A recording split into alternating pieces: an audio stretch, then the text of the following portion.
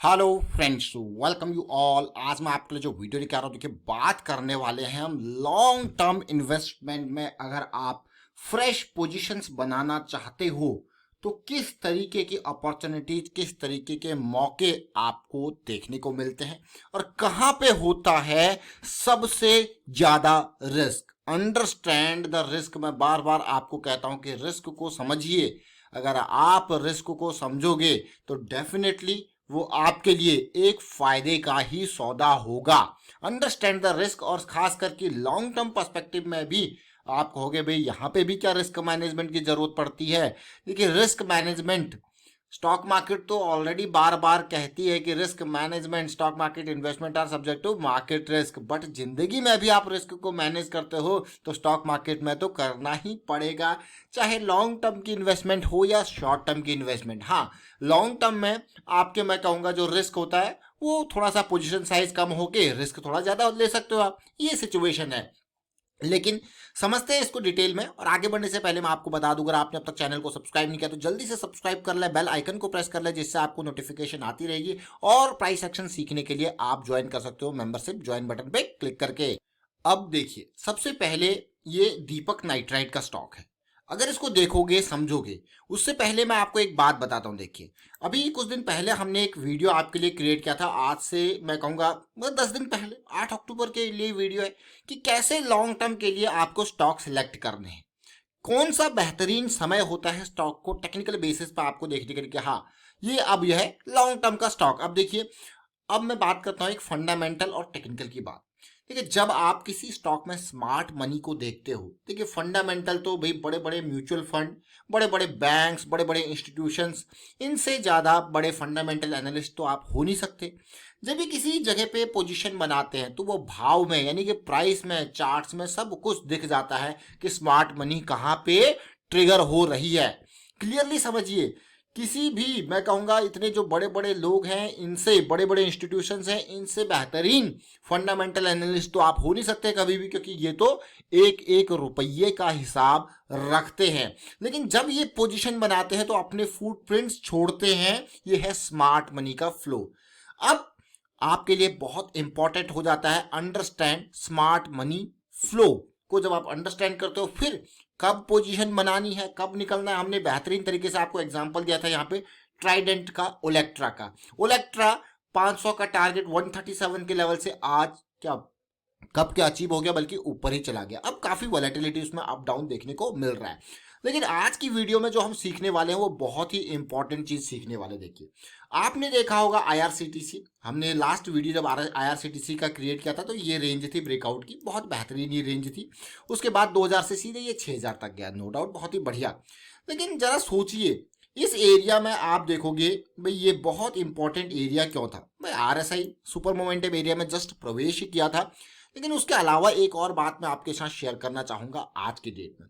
अगर आप देखते हो, लॉन्ग टर्म पर्सपेक्टिव से देखते हो तो मंथली, वीकली और डेली ये टाइम फ्रेम आपका सबसे बढ़िया, यही 3 टाइम फ्रेम्स होते हैं। इसमें मंथली को बेस बना के आप वीकली और डेली के बेसिस पे चीजें देखते हो, सीखते हो।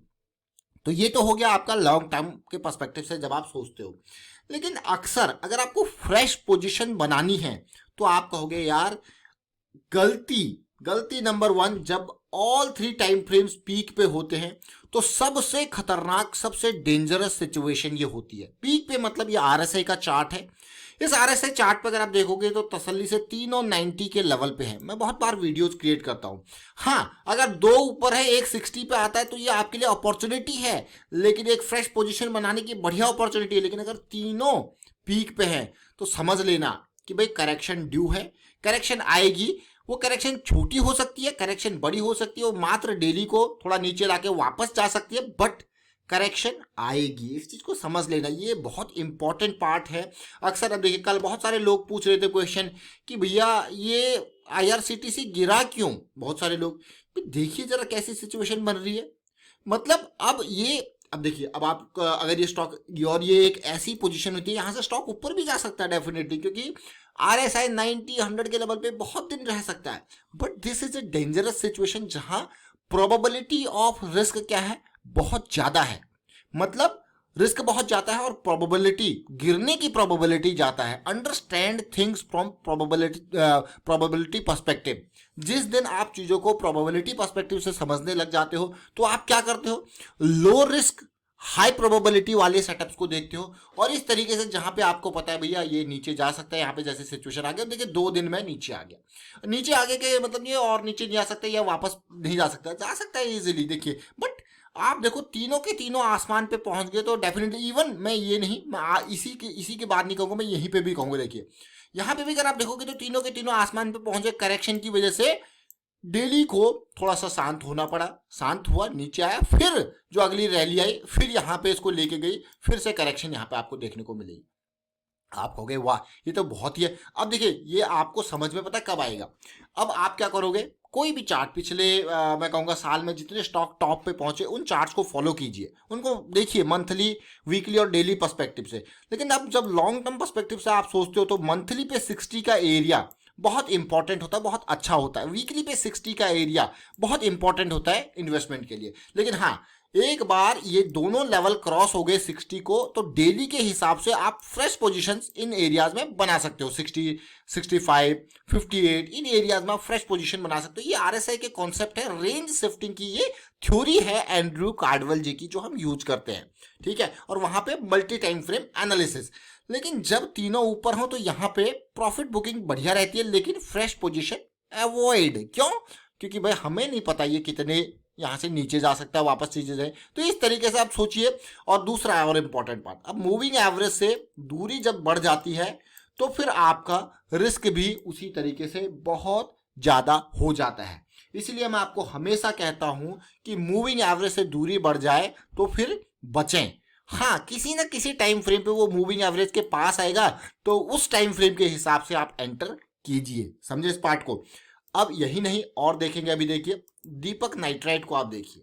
दीपक नाइट्राइट आप देखिए बहुत सारे लोग यहाँ पे मुझे पता है कि ये कमेंट करेंगे कि भाई जब चीजें गिर गई है उसके बाद, कि हम रेगुलर वीडियोस में ये चीज बार बार आपके साथ शेयर करते हैं। रेगुलर वीडियोस में अगर आप तसल्ली से देखो, देखिए 90s ये देखिए।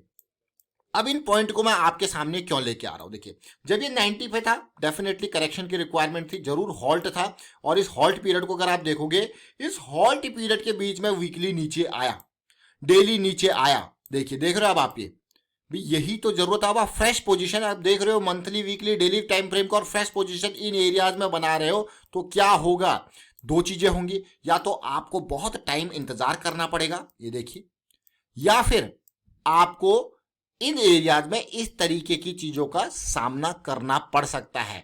और इस तरीके की चीजों का सामना करने के लिए जो प्रोबेबिलिटी है वो बहुत ज्यादा है। तो अंडरस्टैंड दीज थिंग कि जब ऑलरेडी आपके बड़े टाइम फ्रेम आरएसआई में पीक पे चल रहे हैं, पीक से मेरा मतलब है 85, 90s की रेंज में चल रहे हैं, तो एटलीस्ट इंतजार कीजिए कि डेली टाइम फ्रेम जो है वो नीचे आए, आपको अपॉर्चुनिटी दे।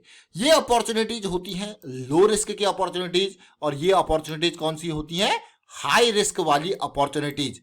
मूविंग एवरेज से दूरी और आरएसआई आसमान पे, जरा समझे इस पार्ट को, यही बताने की मैं यहाँ पे कोशिश कर रहा हूं। दीपक नाइट्राइट हमने देखा, आईआरसीटीसी हमने देखा, और अभी जैसे मैंने आपको बताया कि लॉन्ग टर्म पर्सपेक्टिव से जब आप सोचते हो तो बेस्ट अपॉर्चुनिटी जो होती है वो होती है आरएसआई मंथली पे 60, वीकली पे 60। आप देखिए वीकली पे 60 के एरिया, ये बहुत बेहतरीन अपॉर्चुनिटी होती है किस चीज के लिए, लॉन्ग टर्म पर्सपेक्टिव के लिए। You can just see these areas. आप कहोगे हाँ यार ये तो बहुत ही बढ़िया अपॉर्चुनिटीज है, मतलब आप सुपर मोमेंटम एरिया में सवार हो गए। और आप देख सकते हो कि मंथली में आरएसआई 60 से 90 तक, और कहां से ये कहां तक गया है प्राइस देख सकते हो आप।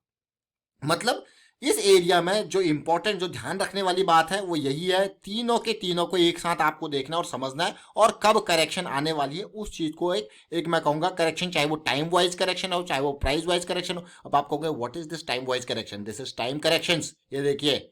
और ये बिल्कुल जबरदस्त तरीके से प्राइस करेक्शन, यहाँ पे टाइम ने वापस आरएसआई को नीचे लेके आया, यहाँ पे प्राइस आरएसआई को एकदम नीचे लेके आ रहा है। अब देख लीजिए इसको, ये बहुत इंपॉर्टेंट लर्निंग है। मैं आपको यही कहूंगा कि प्रैक्टिस करते रहे। अब इसी चीज को आप अलग अलग स्टॉक्स में देखिए।